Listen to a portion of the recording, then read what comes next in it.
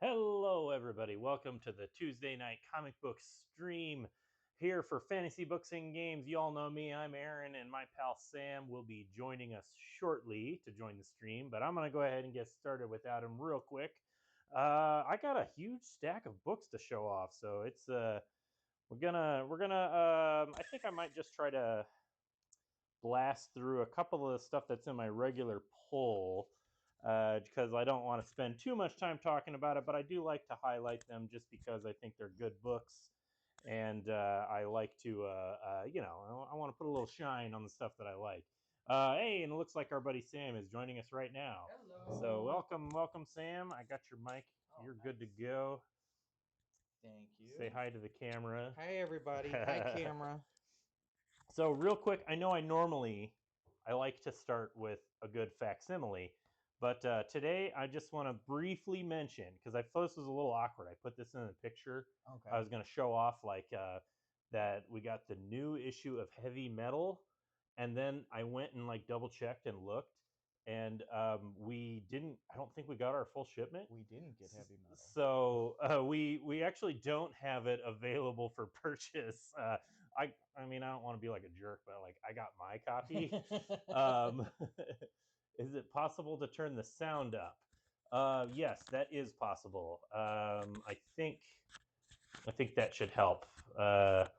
Yeah, just let me Hi. know. Just let me know if there's any other things we need to do to fix it. I only know how to do like two things, but I'll do them as best as I can. But yeah, so I just briefly mentioned. I know a lot of people backed Heavy Metal on Kickstarter and crowdfunded it, and so the books are getting out there. I don't know. I assume we'll be getting more in the future. Like I saw some people saying that their stores got them last week, and we did Oh. not have them last week. Huh. So it's kind of all over the place. But so we'll probably talk about this more. I think when it is more prevalent, but I guess I just want to say I'm a little excited that Heavy Metal is back. It looks cool. It's a cool comic. Yeah. But anyway, let's move on to more regular stuff. So now let's start the stream proper. Oh, good. Okay, sound good. Sound is good. Let's start Awesome. the stream proper. And first of all, can you like back off me a little bit? Like It's we where the chair was. it's true. That is where the chair was. I adjusted some of the settings so like the camera Seems it's wider it for is some reason. wider, so we Okay. don't have to be all bunched up on each other now. So now we can have a nice, comfortable stream. We got a little bit of elbow room here. But you know how like we like to start with the facsimile books, and I was shocked. I tell you that there Oof. are four facsimiles coming out tomorrow, Oh my and one goodness. of them I literally just discovered 5 minutes ago. I didn't Okay. even realize it was on the shelf.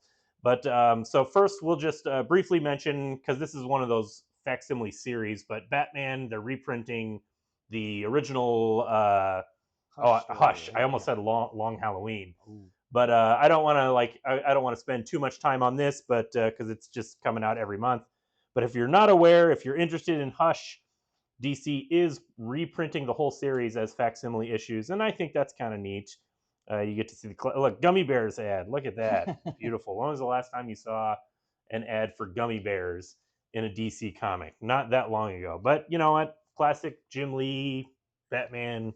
There it is. Okay, now let's get on to some facsimiles that I'm more excited about. Ooh. This is the one I didn't realize it was on the shelf until just now. I was doing my due diligence, and I was like, I better do a last minute scan on the shelves to make sure I didn't miss anything, and I missed something. It is Mouse Guard, Belly of the Beast. This is the 20th anniversary. It is. Oh, I got to get the camera on it here. This is like a black and white reprint, and I love Mouse Guard. It's like one of my favorite comics of all time, and Dave Peterson's art is just brilliant. And so this is definitely a cool comic. There's a new issue of the new series that is out today, which we will talk about it when we get to it. But I guess this isn't a true facsimile because it's in black and white, but Right. it's a nice reprint. And it's I do like black and white comics just because you can like really see you can like really see the art and get a feel for it. But anyway, there we go. All right, two other facsimiles. One of them I was not expecting, but I'm kind of excited about. And another one I'm really, really excited about. First one that I'm being pointlessly coy about is Betty and Veronica, number 320. Now, you might be thinking, what's so special about a Betty and Veronica reprint? This is the first appearance of Cheryl. What's her name? Cheryl something. Cheryl twin. She's the sister of what's the guy. I don't, you know what, I gotta be perfectly honest, I'm not a big, I've only read a handful of Archie comics. I'm not super knowledgeable. Is it oh, I keep wanting to say Cherry Blossom, but that's the character, that's the underground indie character that's a parody of Cheryl from Archie. But yeah, this is so this is the first story with yeah, Cheryl. And I was reading it for the first time. This is the first time I know anything about the character, and I sort of get the Cherry Blossom parody a little bit more, because like the Cherry Blossom comic, if you're not aware, it's like a erotic parody of Archie, and the character's name is Cherry Blossom, and she's just kind of a dumb ditz who gets naked and gets into encounters with people. But this first story with Cheryl that the character is parodying is actually like a pretty vivacious, sexy character. Her first appearance is she goes to the beach wearing a bikini, and then she's like, "Oh, this is nothing," and then she's like prepared to go topless, but Betty stops her because there are laws against that sort of thing. And this is all in an Archie comic. I was a little surprised by this. Like, it's a little racy. I double checked. This issue originally came out in 1982, so this isn't like 60s Archie, but still. And then at the end of the story, spoiler alert, she gets arrested for going topless on the beach. So I'm like, oh, okay. I get it a little bit more now of like why he did that parody, because it's this is pretty racy for an Archie comic, I would say. Also, facsimile coming out tomorrow, a reprint of Brave and the Bold, number 57 from 1964. This is the very first appearance of Metamorpho. And if you've been following this stream, you know that I kind of really love the current Metamorpho comic book series. It's really good. I can't remember, Sam. Have you read it at all? I read the first issue. I'm behind a little bit. That's Al Ewing, right? Yes, yeah. Al Ewing is writing it. And it's all done in a very overt pastiche or parody of 60s comics. Which of course I appreciate, because I love me some Silver Age comics. But it's really neat getting to read the actual first Metamorpho comic to kind of compare it to what Al Ewing is doing in his new comic that is done in the style of a retro 60s comic, which this is. Right. And yeah, it's really good. I gotta say, I think he kind of nails it even more. I like the comic even more now, having read the like the original Metamorpho comic. And I just like that. I say this often, but all right, this is one of my go-to compliments for a book when it's really good, is that the series is like fully formed in its first appearance. Like, there's a lot of characters, like, for example, Moon Knight is a character that I go to. He's a cool character, but it's like he didn't really become the Moon Knight you know today, except for over the course of like 20 or 30 years of like reinventing him. They're constantly trying to change the concept to add on stuff to him.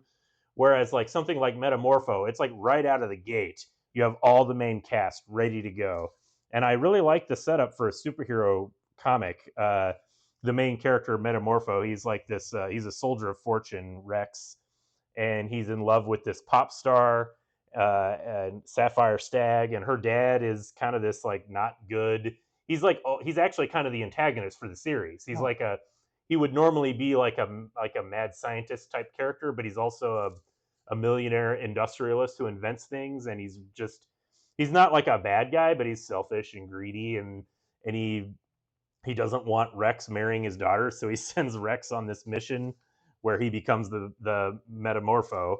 And also they just kind of like throw it in with dialogue, but Java, his butler, is a unthawed caveman that Rex found like in his his world exploration. But yeah, it's like everything is here like in the first story. It's like the entire cast. Like, if you just if you picked up a new issue of Metamorpho, like the new #1, and if you all you need to do is read this, and you got everything that you need. Basically, there are other things, but this the comic does a good job of giving you the history of everything that's in it. Right. But I was really pleased and impressed with this comic, just how fully formed the whole concept was, and it's a little wacky and it's a little out there. So it just, like I said, it works really well with the new series by Al Ewing, how he's just leaning into the wackiness and the silliness of it, for the Silver Age pastiche. Yeah, I was about to say the father figure isn't really the villain in the new stuff. No, he's No, not. Yeah, yeah. and he's not an overt villain. He's just kind of an antagonist because he Oh, doesn't okay. he doesn't like Rex. And so like the dynamic that they set up is that Simon Stagg has this like orb. It's a convoluted, weird way that he gets turned into Metamorpho. He like goes to a pyramid and they find a meteorite and it turns him into like a man who can change the elements in his body, and he looks weird. Right. And so he's like, well, I'm just going to kill you, Simon Stagg, because you turned me into a monster. But Simon Stagg has this orb that's also from the pyramid that basically eliminates his powers. So he's as long as he's got this orb, Metamorpho can't touch him. Huh. So he's like, I didn't mean to turn you into Metamorpho, so I'm going to work tirelessly to fix you and turn you back. But also, I don't want you to marry my daughter because I don't like you. So it's like it's a little bit of an interesting, complex character setup, especially for an older, like a Silver Age comic. Like this was the time when everybody was praising. I mean, 64, like Marvel had pretty much made their mark, but this feels like a book that was kind of informed by the stuff that was happening at Marvel, where the characters were just a little bit more like they were not one dimensional, they were two dimensional, Right. And this Metamorpho really fits into that really well. Like more so than a lot of the other Silver Age DC characters I've read, where they're pretty much like paper cutout heroes. Yeah. Here you go. Exactly. All right, let's move on to some. Well, we're not going to go to new stuff just yet. There's a couple of second printings that I think are worth noting. I really like that Image is putting this out, another of their Image Firsts series. This is the first issue of Junkyard Joe. But what's cool, camera, there we go, get into focus. There we go. I like that they put out these Image First issues for $1. I love So that. you can just like pick up, read the first issue of Junkyard Joe for a whole $1. Like that's just great. I just really like that they do that. It's a great way to get into a series. And this is one of the books that's it's written by Jeff Johns, art by the great Gary Frank, and it's one of the series that Jeff Johns was doing originally. It was just kind of a standalone series, and now it's I think it's a part of his Ghost Machine. Yeah, like he's doing like if I think he did another Junkyard Joe series, but like he's doing Geiger and Redcoat and just all kinds of good work. And it's like I hesitate to say it, maybe the best work of his career now that he's away from DC. Geiger's really good. That's Yeah. the only one of those I've read. But, Geiger's my favorite one. Mhm. Yeah, for sure. Yeah. I only read the first issue of Junkyard Joe, but it's pretty good. Okay. So if you're just looking for something new, maybe you missed this series when it came out a few years ago. Hey, pick it up for $1. You can't beat that. Another second printing for a book that a lot of people have been asking about. It is Daredevil: Cold Day in Hell by Charles Soule and Steve McNiven. Did you read this issue when it came out? Ooh, okay. So first of all, I don't remember how much I talked about this when the first printing came out, but like I have a lot of Daredevil comics. Yeah. Okay, I have a lot, and I really like Daredevil, and I haven't really been reading much of the recent Daredevil stuff. I don't think it's been that interesting for the last several years, honestly. Yeah, I'm as our friend Dan said earlier today, I'm very difficult to please. But this issue was very solid. Like I really liked it. It's basically just Old Man Daredevil. It takes place in the future. Matt Murdock has lost his powers, and he's actually just a blind guy. And there's a lot of good world building where there's just like kind of this undefined war going on. The city's in kind of like a lockdown, and like a almost not necessarily martial law, Well, but it's like decrepit. yeah, it's like a almost like a DMZ. They imply there was some kind of attack, that like wrecked New York, and art is by Steve McNiven, and it is just beautiful. I've always enjoyed McNiven's art, but I actually think this is some of the best work of his whole career. It doesn't look quite as polished and overly posed the way some of his other work has looked in the past. And I think that has to do a lot with his line work. He's working with like a lot of thin lines here, but also I really like the coloring in this book. It doesn't have that thing that I complain about in a lot of Marvel books where it's like really muddy and Yeah. glossy. Like it's like my go-to anytime I look at a Marvel book, and if my first instinct is like, yeah, I don't like the art. Usually the problem is not the penciler or the inker, it's actually the colors. Like there's something about a lot of Marvel books. I don't like the way they look. They're like Yeah. too goopy. I don't know. But this book looks great, and Daredevil gets his powers back, and he kind of has like a little bit of a story that unfolds, and it's really dense. It's really good, and I know it's sold out really quickly. So this is definitely your chance. Jump on this book. Second printing is out, and I'm sure issue 2 is coming out soon. So get caught up, because this is probably, I don't know, this is maybe the best Daredevil comic I've read in a long, long time. Yeah, I highly recommend it. Yeah, I would recommend it too. Yeah. Okay, I got a couple of things in my regular poll. I don't think I want to flip through them too much. I don't want to waste too much time. But we do have Blood Squad 7. I talk about this book a lot.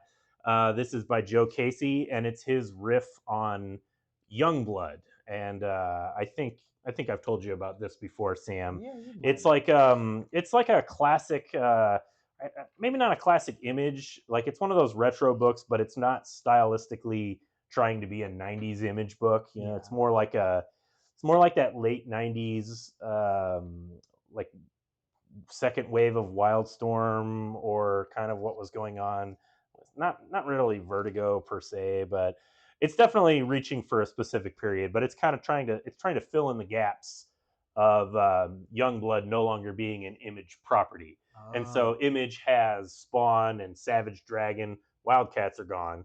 Youngblood is gone. Yeah. And there's still like an Image universe. I mean, now they have Invincible, and that's just kind of the new thing. Yes. But this is Casey's attempt to be like, you know what? I'm just going to write a new team, and they're basically just Youngblood. It's like it'll be as if Youngblood never left. That's literally what the story is about. It's a reboot. They're in the comic story. They're like, there used to be a superhero team called Blood Squad 7 in the early 90s, and then it all fell apart, and we don't talk about it anymore. But we're going to reboot it, and we're going to relaunch it. And like in story, they're like talking about the relaunch and the rollout, because like the whole appeal of Youngblood, the initial conceit, which was a good idea, which is that the superheroes are also celebrities. Right. So they have like PR teams, and they're always trying to spin things and stuff like that. And so that's just what this is. It's taking that central idea and putting it in a modern setting, but also like implying that this is Youngblood. These are the Youngblood characters. They just can't use the name. It seems like the whole point of the story. Yes, exactly.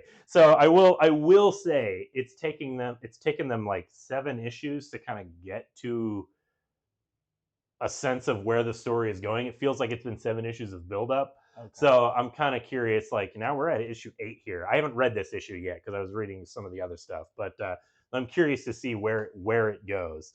Also in my poll, again, I don't have a whole lot to say about it other than it's a good book. You should check it out. Kea by the great Wes Craig. New story arc starts in this issue 26.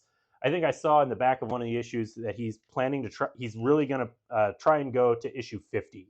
He wants to have a 50 issue series. I know. That's a bold move in today's comic book climate. Well, we were just talking about that last week with Copra, right? Yeah, Copra. Michelle FIFA's hitting 50, and then he's done, and that dude's been doing it on his own for like 10 years. Yeah. So good on him. But yeah, Chaos really good post-apocalyptic sci-fi action with robots and magic and lizard people. Like it's all the stuff that I like. Yeah. Really good. Also in my poll, G.I. Joe. Do I need to say anything about GI Joe at this point? You guys know I love GI Joe, but I love the new series. I love that Larry Hama.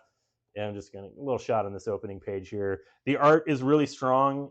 This issue has Pencil Pelletier illustrating it, and that goes a long way. I think to enjoying a comic book is like good art, and just looks really good. Classic Larry Hama comics, uh, GI Joe, sci-fi, Army Man spy action, good stuff. Okay, man, I'm almost to the end of my pull here, and then we can actually get going on some of the new comics. Absolute Superman #7. Again, I haven't read this issue, but I'm excited to see where it goes. The last issue, I think, picked up kind of the beginning of a new story arc. Did you read? Have you been reading Yeah, Absolute I read this. I Superman? read this issue Oh, you too. did. Oh, Hmm. okay. Well, what did you think? Oh, it was really cool. It was very Brainiac heavy. Okay, I like Brainiac. I mean, Right. he's right there on the cover, right? Yep. That's him. Yeah, Yeah, it's pretty much yeah. exclusively focused on Brainiac. The shrunken people. Yeah, cool, cool. Okay, I'm sorry. Continue. Oh no, this take on this absolute take on Brainiac is definitely more unhinged. Hmm. Yeah, he's definitely like way more menacing. I mean, Brainiac is pretty menacing and stuff like that, but he always struck me as a He's composed villain. Well, he was like an emotionless machine. Yeah. So it's just he just had a plan and he just executed it. Yeah, like there was no like meanness to him, you know what I mean? Other Hmm. than just like he just had that arrogance of like I'm doing what I have to do. Yeah. I'm a computer. Yeah, I'm an AI. I'm an AI. Yeah, exactly. Whereas you're saying this one, he's This like guy is not that. not that. Okay, yeah, got a little bit of personality Yeah, to him. he's got an edge. Okay, well, I Yeah. mean that's the absolute universe, am I right? Yeah. Well, it looks really cool. Oh man, I like this like classic Brainiac there. Okay, I don't want to spoil myself on it. But yeah, so you liked I it? liked it. How are you feeling about the Absolute books? Pretty In- good so far. I think I like Batman more than you. Yeah, that's probably true. About the only ones. Well, Martian Manhunter has definitely been the one to impress me the most, and Yeah, that's really saying a lot considering there's only 2 issues of that I out. know. Yeah, it Yeah, really is like a breakout comic. that is Yeah. awesome. Of the first 3, Batman, Superman, Wonder Woman, I probably like Wonder Woman the most. Mm-hmm. Yeah, But I think that one's the best. mhm, I really love the art in it. Like Yeah. it just looks great. it's a good looking book. Yeah. Yeah. Okay, well, we'll talk about actually. You know what? While we're on the subject of Absolute books, I got it in here somewhere. Oh yeah, it's at the very bottom of the pile. Absolute Green Lantern 2 comes out tomorrow, and you haven't read this one, I right? have not read it. All right. Well, I started to read it and then I skimmed it, and I'm pretty confident I'm not gonna read any more of it. And it's like they're kind of setting up a mystery. I think that's my problem with it is that it's it's setting up too much of a like the story's kind of bouncing back and forth between like the present day of Hal and what's her name, Joe's situation, and then like the original the previous scene where the alien Abin Sur shows up. And I guess I just feel like it's being a little too coy, where it's like it's teasing out information and then cutting back to the present day so you can have a dramatic conversation. Mhm. And I get really bored with that. Yeah, I don't know. Oh, excuse me, talking too much. Yeah, you read the first issue, right? I did. As far as the Absolute books went, I wasn't too impressed with it. Which is surprising considering that's Al Ewing who wrote it. Right? Yeah, I've been a big proponent of Al Ewing. Like I'm really Yeah. liking a lot of stuff that he's doing right now, but this just like really fell flat for me. Yeah. And that's unfortunate. Admittedly, I do think that the Absolute books are a hard sell for me because like if the big spin is just like it's the character you know but edgier, like that's not a selling point for me. You know what I mean? Yeah. Like when I heard that like Wonder Woman was like it's Wonder Woman, but she was raised in hell. I was like, that's the dumbest thing I've ever heard. And here I am now saying that it's like the best of the whole bunch. Oh, Like yeah. it's really good. So I definitely I always have to check myself. I don't I think it's all in the execution. I don't Right. actually. I'm somebody who legitimately believes there's no such thing as a bad idea. It's just how well the creators can execute it. And so I guess the reason I'm just getting growing disinterested in Absolute Green Lantern is because I can't really get a grasp on what the idea is, other than the characters are all like having some kind of trauma and there's violence and you don't know what their motivations are, and it's set up like it's supposed to be kind of a mystery, but I also don't care. If So you don't care, you don't care. exactly, yeah. Yeah. So we'll see. That one has kind of gone to the bottom of the stack for me for the Absolute books. Like Hmm. I feel like there's like Wonder Woman and Absolute Martian Manhunter, which are like peak. Superman's been really good, and then in the middle you have Flash and Batman. Batman's probably a little bit lower for me just because I'm just not interested. But Green Lantern definitely is like bottomed out, least interest out of all of them for me. Yeah. All right. So one other book that's in my poll that's worth mentioning is The Moon is Following Us, number 9. This is the penultimate issue, I believe. This is the second to last issue. Number 10 is the finale. And this is a cool book.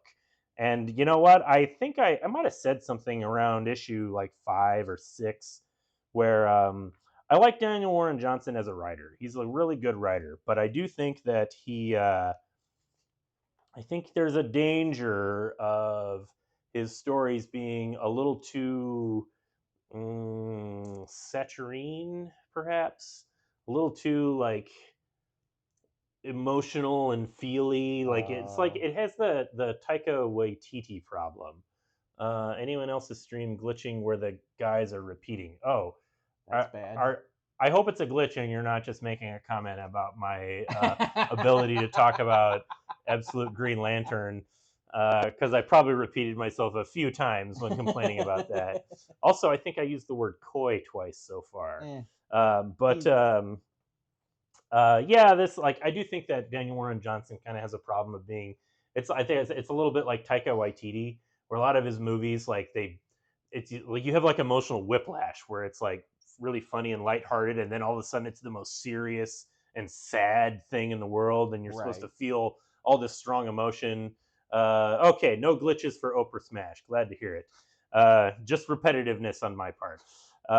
And so I think Daniel Warren Johnson kind of falls into that category a little bit, where some of his stuff, it's like maybe needlessly emotional. And so I was reading through all of this is to say, I forget, have you been reading The Moon is Following Us? No, I'm. Okay. Yeah, I'm not. So I was reading this. It's a really good, it's a heartfelt story about parents trying to save their daughter. You know, She has some lots. kind of illness, right? Yeah, Or she's like. like in a coma and she's trapped in a dream world. Let's just get some. She's like trapped in a dream world, and so the parents have to go into her dreams and try and save her. And so there's like all these monsters that are manifestations of her dreams that they Right. have to fight to try and save her. And I was like, I don't know if I can stay interested in this for 10 issues. You know what I mean? Like, Right. I get it. Parents love their kids, they want to save their kids.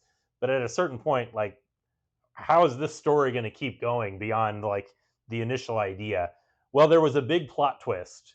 I think it was like 2 issues ago, and it was pretty heavy. Like it kind of changed the context in like what this story is about, and which I really liked because anytime you can do like a little bit of a bait and switch of like at first you just thought like oh it's just about parents having to come to terms with the mortality of their daughter or something like that. Yeah. That's not really what it's about. Oh. That's what it starts out as.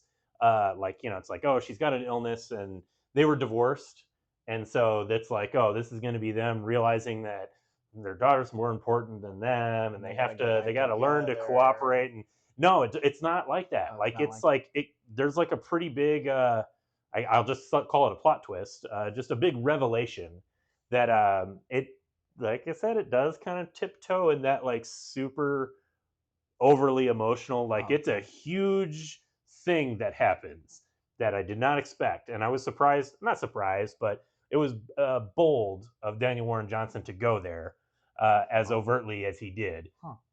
and it does kind of recontextualize the story. So I'm really eager to see how it concludes with issue 10. So all of that is to say, it's really, really good, and I highly recommend it. Okay. Also coming out tomorrow. Hey, I promised that we would talk about Mouse Guard, Dawn of the Black Axe, issue 2. This continues to be one of my favorite comics of all time, and that's even with it not being illustrated by Dave Peterson. But the new artist is really good. Does a fantastic job of not like mimicking Peterson's style, but it just feels right appropriate for his style and the stories that he's telling. Really cool comic. I forget, Sam. Have you read Mouse Guard I've before? read some Mouse Guard. I'd have to. I think I have 2 of the volumes at Mm-hmm. home. This does look a lot like that universe. Like Yeah, it does. Like fits. the first issue, I had to do a double take when I was reading it because I was like, "Who's this other guy in the credits?" Like I thought it was just Dave Peterson doing this. Does he have like a co-writer or something, or like an inker? No, no, it's just a new artist that's like Peterson's just writing it, and there's a new artist, Rodriguez. I lost his name, but it's really good. I guess I have the camera on me, and there's no point in flipping the pages. But if you haven't read Mouse Guard, highly recommend it. There's several volumes out. You can. This is like a prequel series, so you can just pick this up and start reading it. You don't really need to read anything else. But great, cool comics. Also coming out tomorrow, Red Sonja attacks Mars. I think I talked about issue 1. I don't know. Were you on that stream for that episode? I don't remember. Maybe. Have you read Red Sonja attacks Mars? Have you read any Red Sonja books? I've never read a single Red Sonja book. Have you read Mars Attacks? I've seen Mars. You've seen Mars. Attacks. I mean, okay. So first, can we just talk about the Mars Attacks movie? Sure. Because I kind of love that movie. It's not anywhere near Tim Burton's best film. No. Like by a long shot. And but it's like it's so stupid. I really do just enjoy how stupid it is. I was just like, I saw that movie for the first time maybe like 2 years ago. Oh really? Yes. Oh wow. And I kept waiting for, I guess, that Star Trek moment where they reconcile and like figure out like, hey, we're clearly speaking a different language. Yeah, or like an Independence Day moment where they're just like, oh yeah, like we all come together and learn how to fight them, and somebody gives a big speech or something like that. I guess they sort of have that moment in the movie when the I forget, is it Gene Autry, the yodeling song just makes their brains explode, and it's the funniest thing in the world to me.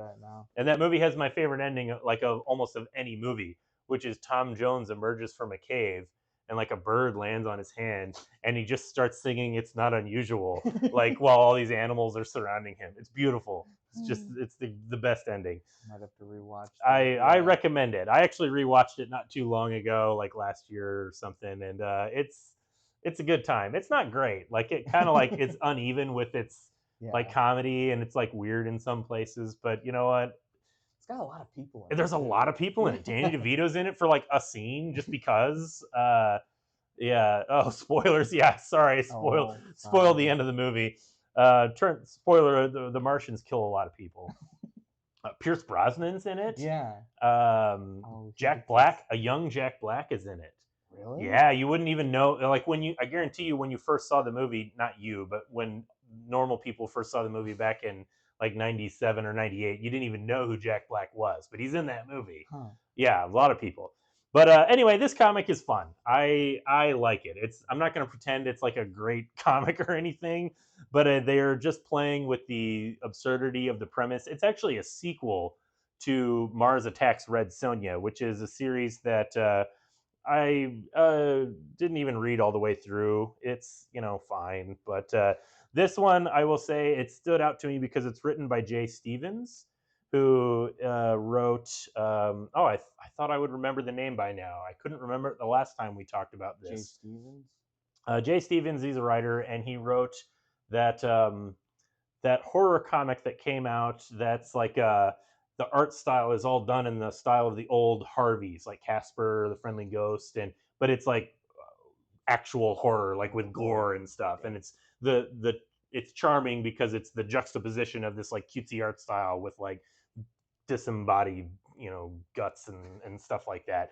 But anyway, so this is written by that guy, Jay Stevens, and he has a lot of fun with it. I like the way the art is by Fran Strucken, who has drawn Red Sonja stuff before, and I just like the way the Martians look here. Like, it gives them a lot of a kind of like emotion in how they look.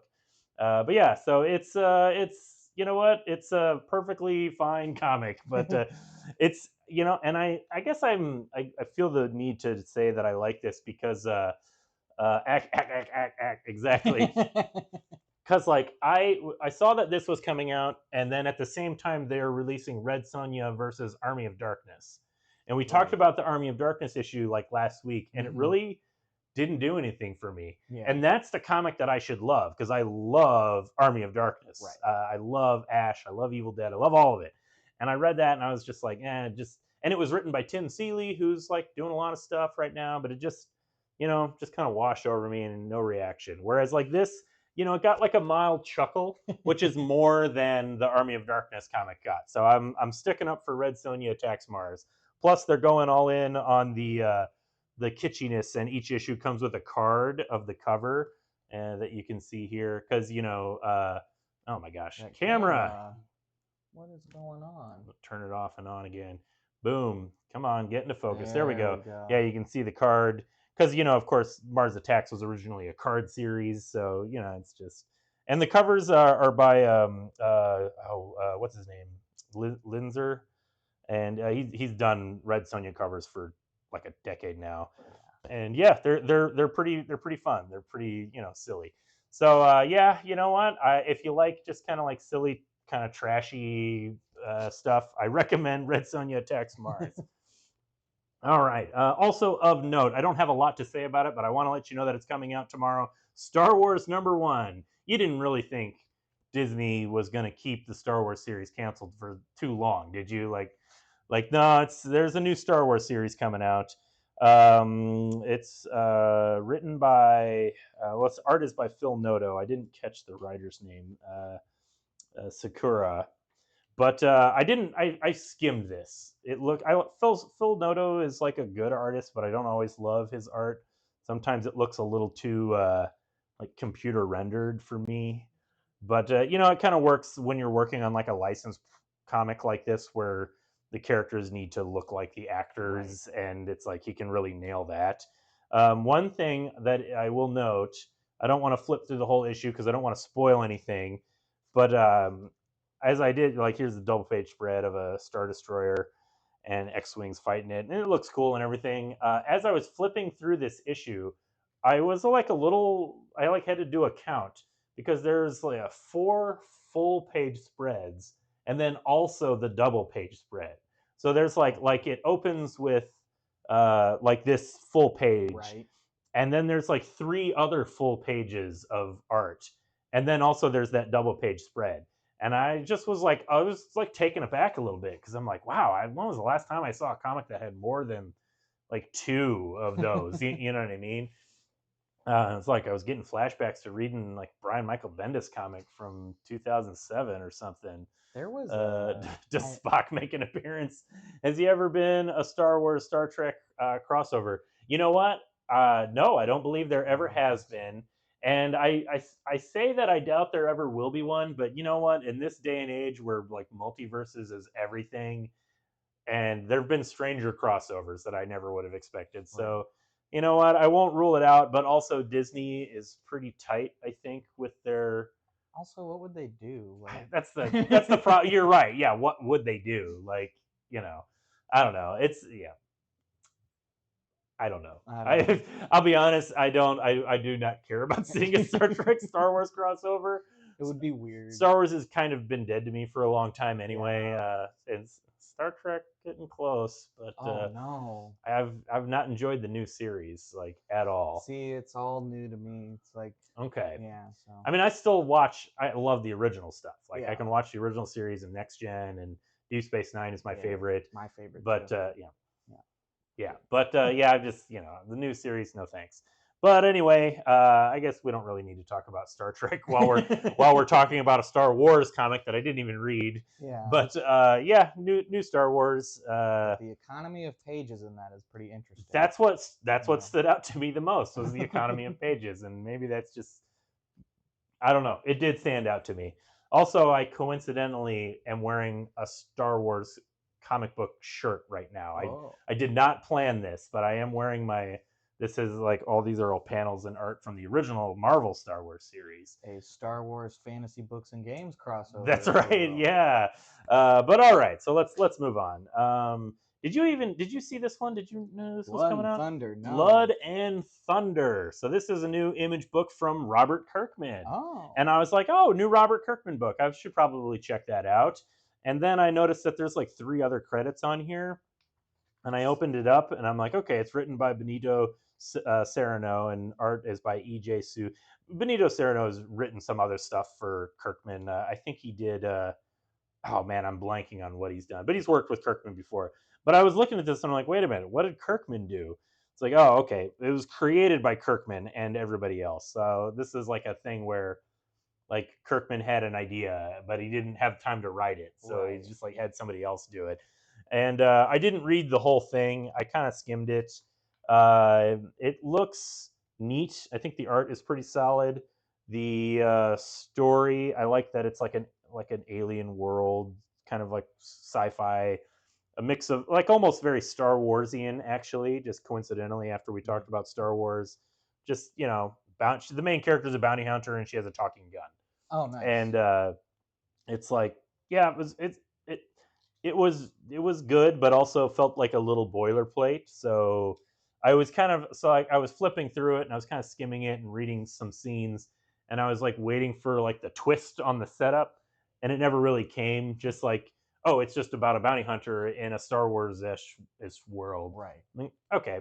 I was like, I was just waiting for like the next layer of the story, and it never really happened. So curious to see where it goes. Issue 2 might throw some twists in there, but I won't hold my breath on that. But yeah, I guess you didn't see it at all, huh? I didn't see the twist, no. But I'll check it out. Also coming out tomorrow, I did read this whole issue. I can talk about this one thoroughly. Fantastic Four Fanfare #1.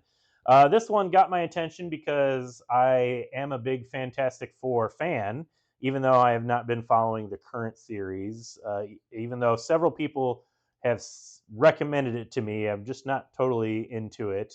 But this issue is it's called Fantastic Four Fanfare. It's basically an anthology series, and it stood out to me because it's got Mark Waid writing a story. It's got a story that is written and drawn by Alan Davis, veteran of Marvel Comics. And it also has a story. Those are the 2 credits that stood out to me. But the third story is written by Andrew Wheeler and illustrated by Sarah Pichelli. But the name, you might be wondering like what Fanfare is all about. And it is actually an homage or a reference to this old series called Marvel Fanfare, which astute viewers might remember last month. Marvel put out this facsimile reprint of Marvel Fanfare #15, which has a story by the great Barry Windsor Smith and has a Fantastic Four story. Right. And it's an April Fool's Day story because it's about Ben Grimm and Johnny Storm always pranking each other and their hijinks. And so that kind of theme is run through this new issue here, Fantastic Four Fanfare. Mark Waid has a story where Ben Grimm has to go to court for having a public scene where he's angry in public and wrecks a subway. And so he's like ordered to control his anger. No. Like he has like a court order that, he's on basically like on house arrest. And if you get angry, you're going to go to prison. And Johnny Storm is just like, oh, this is the best day of my life because he's just going to constantly prank him, and you can't get angry now, and like this, I like this series of like the montage of pranks that he pulls is done in the style of this Marvel Masterwork pinup, which was a thing that was in old Fantastic Four issues. Jack Kirby would draw these pinups, and then they would have they were signed by the character, stay cool this summer, yours, Johnny Storm, that kind of a thing. That's so it's cool. A little bit of an homage to the classic Fantastic Four stuff. I don't want to spoil where the story goes, but there's also a story here by Alan Davis, who, like I said, Marvel veteran. He's drawn Marvel comics going back to the 70s, I think. Wow. Yeah, so he's been around, and it also is a little bit again, I don't want to spoil the story, but it kind of has fun with the good-natured ribbing that the Thing and Human Torch are always giving each other. And then the third story also kind of plays on that theme. It's about Johnny Storm is on a dating reality show, and it basically just everything keeps going bad for him. And I do like there's this like progression in the story where at first it's just Ben Grimm is watching it, and then She-Hulk joins him, and then let's see, oh yeah, Spider-Man joins him. These are all characters that have had playful antagonistic relationships with the Human Torch. But it's really good. I really enjoyed it. I'm looking forward to future issues. They're going to have different creators in each issue. Like it's just like I said, it's an anthology series, but very strong first issue. Is it always going to be Fantastic Four fanfare? I believe so. Okay. Yeah, it's just like this is just Fantastic Four fanfare. I wouldn't mind a return to like the classic Marvel fanfare, but those are a hard sell, and everything they do, anthologies in general are a hard sell, and everything they do nowadays is just a 5-issue series, and then you collect it as a trade paperback. It's like what they're doing with What If now. Yeah. Like they don't just have a What If series going on; they have like What If Venom, and it's just 5 What If issues about Venom, or they have What If Galactus, and it's just 5 issues about and it's just like I don't know. It's I'm old. I would like a return to just like classic monthly What If series, but this is the world we live in nowadays. So yeah, it's just going to be 5 issues of Fantastic Four short stories. But if they're all as good as this first one, I'm down. Cool. Also coming out tomorrow, worth noting. I haven't read this, but I also kind of don't really need to. I can tell you pretty much what it is. It's Jeff. Jeff Week. I know everybody loves Jeff. Everybody's just been chomping at the bit for more Jeff, and here it is. Jeff, he's like Shark Week. It's Jeff Week. You get that? Now. It took me a minute. It did. So this is just more fun, short little vignettes about Jeff by artist Girohiro and written by Kelly Thompson, and they're super cute. And it's just like I'm just imagining like the Marvel editorial offices where they're like, oh, this Marvel Rivals game is just blown up. Everybody's like demanding more Jeff, and they're just like, whatever you can do, just like crank out as much Jeff as you can. And so I think, if I'm not mistaken, this is a 5-issue series, which previously they were all just like short stories that were put online and then collected into a single issue. And now it's like they just got to like do like literally at least twice, if not 3 times the amount of Jeff comics they've done over the last several years. It's going to come out in the next like couple of months. Yep. But yeah, so it's fun, it's cute. Your kids will love it, and everybody who's a child at heart. Yeah. All right. Also coming out tomorrow, man. I got a lot of Marvel in this stack. How did that happen? Actually, this is the last Marvel book I'm going to talk about. Deadpool Kills the Marvel Universe One Last Time, number 2. I think I talked about issue 1 when it came out. It was written by Cullen Bunn, and there's like a lot of Deadpool coming out right now, and I've complained about that before, where I'm just like, I know this is what happened. This always happens. Like Deadpool will like have a moment, and then it's like a flood of Deadpool stuff. And I don't need more than one Deadpool book in a month, honestly. But plus that movie's pretty old. Yeah, it's like after the fact now. It's like that was last summer. We're moving on already. Like we're getting hyped for Superman and Fantastic Four. Right. But I'm glad Cullen Bunn got to do a third Deadpool Kills the Marvel Universe. And I will say this one at least has a little bit of identity separate from some of the other issues where it's just wacky Deadpool. This one is just fun excuses for Deadpool to kill weird versions of the Marvel characters. And in this story, Deadpool's not wacky. He's super serious because he's like a variant from a world where he lost his sense of humor or something. Oh, okay. But I do appreciate, as you can see from the cover, it's got Cap Wolf on it. Classic story in the 90s where Captain America got turned into a werewolf. Oh, nice. And so I do like this premise of Deadpool just going to variant realities and just murdering these versions of characters that were kind of bad ideas but got published anyway. Like Werewolf Cap is one of the infamous ones. This Doppelganger has the Venom symbiote. I don't even know if that actually happened or if they're just making it up for this story. There's like a Black Panther, and it's just yeah, Vampire Union Jack. It's just Deadpool killing all of these. Oh yeah, there's like Hydra Cap Wolf. Remember the story where Cap said "Hail Hydra"? Oh, I remember. Yeah. So it's like it's kind of it's like subtly funny. Like it's not overtly funny, but I'm looking at this and I'm like, that's funny. Like, you're having Deadpool just murder all these like stupid versions of the characters that we all know and love. And like him just attacking these bad stories. Like that's kind of funny. There's not a lot of jokes in it, which is sort of the point, but because it's the serious Deadpool. Because it's the serious Deadpool. But also there's something under the surface. Like he's beginning to crack. Like and there's a little bit of something going on with that, like with the story. It's not just Deadpool killing people, but that's really why anybody's reading the book, is just to see Deadpool fight and kill people. But you know what? It like I said, in a sea of Deadpool, it does kind of stand out at least a little bit. It's got its own identity. All right, that was the last Marvel book.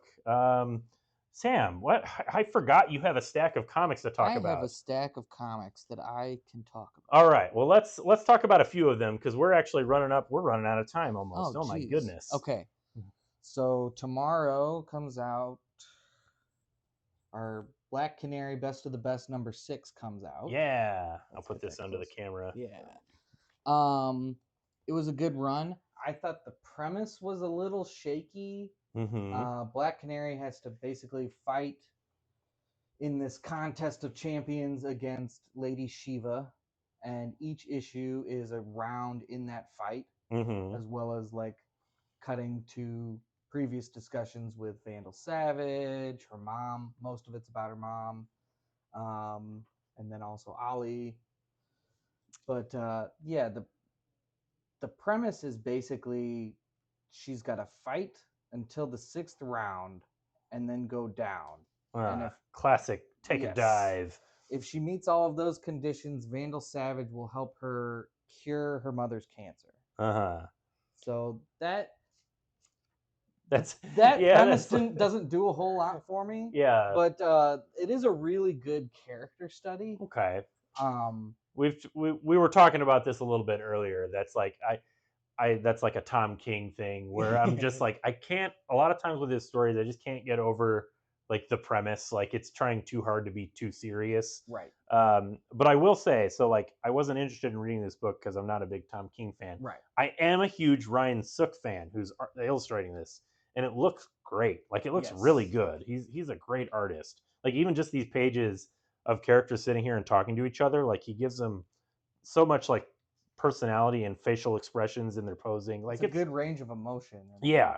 Like this page here, like and they get beat up. They do, yeah. Like it's really good looking. Yeah. It's like, it's unfortunate, like you said, it's a premise that I'm not interested in, but the book itself is definitely worth it. Yeah.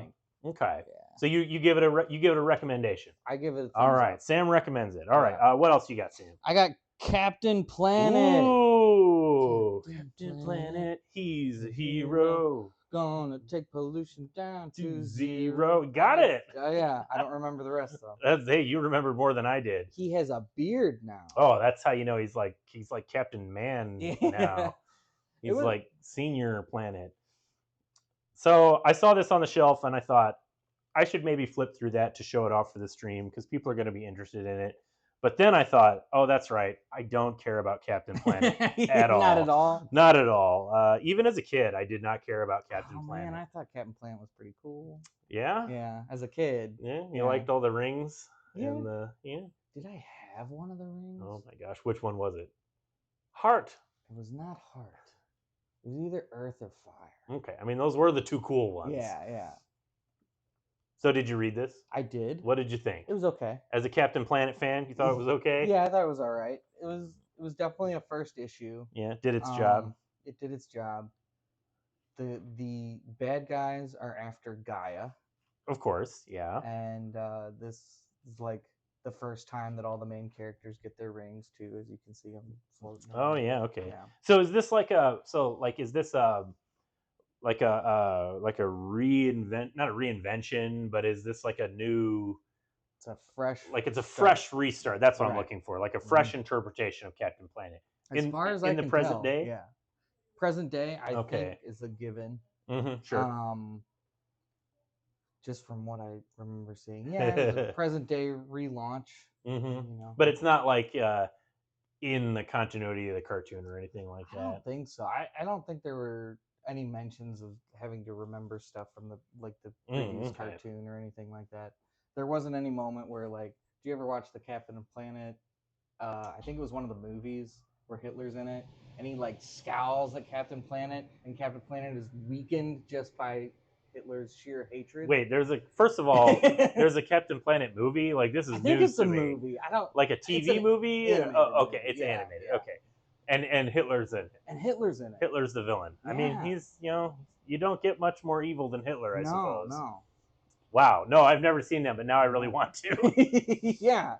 Just look up the clip where Hitler scowls at him. Okay. I should point out, like, this cover, I think you said it's by Mark Spears. Yeah. Who that guy's having a little bit of a moment right now. Yes. Like, he's got his book Mark Spears Monsters, which is an indie book. You might have seen it at Free Comic Book Day. There was a Free Comic Book Day version of it out. If you got it. If you got it, yeah, it went quickly. That was definitely the one that everybody was like looking for, But yeah, so Captain Planet, A-okay. Yeah, all right. What else you got? We're gonna do like 2 more books, I think, and then we're done. I got West Coast Avengers. Okay. This one's been pretty cool. So, in a previous issue, Killer Watt was told that he can't take that name anymore, so he's been going by Blue Bolt. Okay. Wait, Kilowatt said that? Yeah. Well, is it like a joke? Like, do they have fun with it where there's like it's a different Kilowatt? Well, he can't have the name because it's too antagonistic to be like a member of the Avengers and have a name like Killer Watt. Okay, so yeah. You can have a new name. He's like, I hate Blue Bolt. Don't make me go by that. So he decides to take the name Wonder Man, which pisses off which was the original Wonder Man. Yeah. Okay, that's kind of funny. Yeah. I can appreciate that.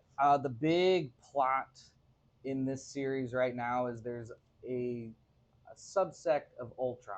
Mm-hmm. So it's not Ultron Prime, but there is an Ultron who is a member of the Avengers. Yeah, I saw that was the big twist kind of in the first issue. Yes. And there are a lot of people who are concerned about that. Rightfully so, I think. The I'd say so far the best issue in this series is what's this one, 7? This is issue 7. Issue 6 is really good. Okay. Yeah. I'm honestly kind of surprised that it's gone 7 issues. Mm-hmm.